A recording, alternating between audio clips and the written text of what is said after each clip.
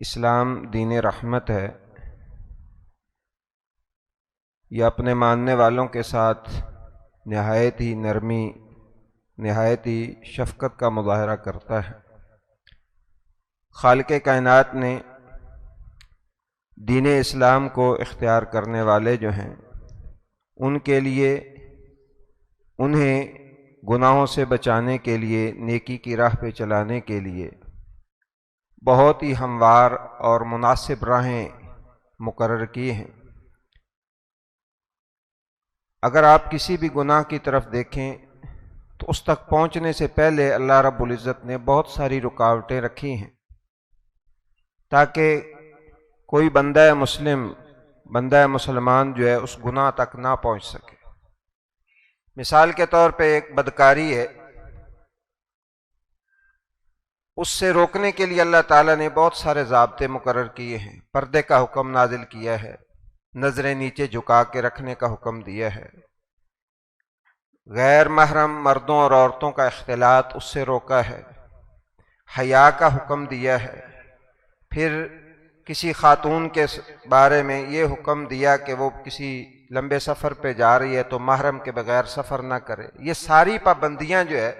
اور یہ وہ بنیادی چیزیں ہیں جن کا براہ راست جو ہے وہ گناہ سے تعلق نہیں ہے، لیکن یہ سارے مبادیات بنتے تھے بدکاری کے، اس لیے اللہ تعالیٰ نے ان کو بھی ناجائز قرار دے دیا، ان چیزوں کو بھی۔ تو یہ اللہ تعالیٰ کی رحمت ہے۔ اسی طرح دین اسلام میں اللہ رب العزت نے اور اللہ کے حبیب صلی اللہ علیہ وسلم نے ایسی دعائیں سکھائی ہیں تاکہ انسان پیشگی اس مصیبت میں پڑنے سے پہلے ہی محفوظ ہو جائے، یعنی پہلے ہی اللہ رب العزت کی پناہ کے اندر چلا جائے تاکہ اس آزمائش اور مصیبت کے اندر نہ پڑے۔ ایسی دعاؤں میں سے جو ہمیں مشکلات سے، مصائب سے اور پریشانیوں سے محفوظ رکھتی ہے، ایسی ایک دعا جو ہے وہ معجم طبرانی میں رسول اللہ صلی اللہ علیہ وسلم سے مروی ہے، جس میں نبی کریم صلی اللہ علیہ وسلم نے 5 چیزوں سے اللہ کی پناہ مانگی ہے کہ انسان اللہ تعالیٰ کی پناہ مانگے کہ یہ چیزیں انسان جو ہے ان کا مرتکب ہو یا وہ انسان کو پیش آئیں۔ پہلی بات، رسول اللہ صلی اللہ علیہ وسلم جس چیز سے پناہ مانگتے، آپ صلی اللہ علیہ وسلم نے فرمایا اللہم انی اعوذ بک من جار السوء، اے اللہ میں برے ہمسائے سے تیری پناہ مانگتا۔ ہمسایہ برا ہو، انسان کی زندگی جو ہے وہ غیبتوں، پریشانیوں کے اندر ہی گزر جاتی ہے، اور بہت سارے مفاسد جو ہے وہ اس کے اوپر ڈیپینڈ کرتے ہیں کہ اگر انسان کا ہمسایہ برا ہے تو چاروں نہ چار انسان جو ہے برائی کے اندر مبتلا ہو جاتا ہے۔ اس لیے نبی کریم صلی اللہ علیہ وسلم نے فرمایا کہ میں اللہ کی پناہ مانگتا ہوں کہ میرا ہمسایہ برا ہو۔ اللہم انی اعوذ بک من جار السوء ومن زوج تشیبنی قبل المشیب، اور یا اللہ میں تیری پناہ میں آتا ہوں کہ میرا جو ہم سفر ہو، میری جو بیوی ہو یا بیوی کے لیے جو اس کا شوہر ہو،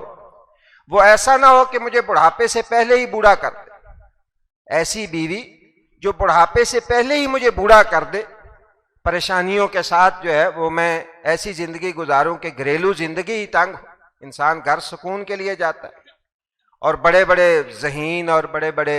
پائے کے لوگ جو ہے ان کی گھریلو زندگی اگر پریشان ہوتی ہے تو ان کی ساری صلاحیتیں ختم ہو جاتی ہیں۔ اس لیے نبی صلی اللہ علیہ وسلم نے یہ دعا سکھائی کہ وَمِن زَوْجٍ تُشَيِّبُنِي قَبْلَ الْمَشِيبِ، کہ یا اللہ ایسی بیوی جو ہے کہ جو مجھے بڑھاپے سے پہلے ہی بوڑھا کر دے، ایسی بیوی سے بھی میں تیری پناہ مانگتا ہوں۔ اور تیسری بات رسول اللہ صلی اللہ علیہ وسلم نے فرمائی وَمِن وَلَدٍ يَكُونُ عَلَيَّ رَبًّا،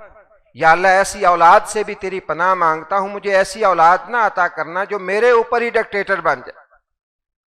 باپ کے ساتھ اولاد کا ایسا رویہ جو ہے کہ وہ نوکروں جیسا جو ہے وہ انداز ہو ان کا، یا وہ انسان کے اوپر حاوی ہوں۔ یہ بوڑھا شخص جو ہے اس کے لیے سب سے زیادہ اذیت ہوتی ہے کسی انسان کے لیے کہ اس کی اولاد اس کے اوپر آرڈر چلانے والی ہو، اس کی اولاد اسے جو ہے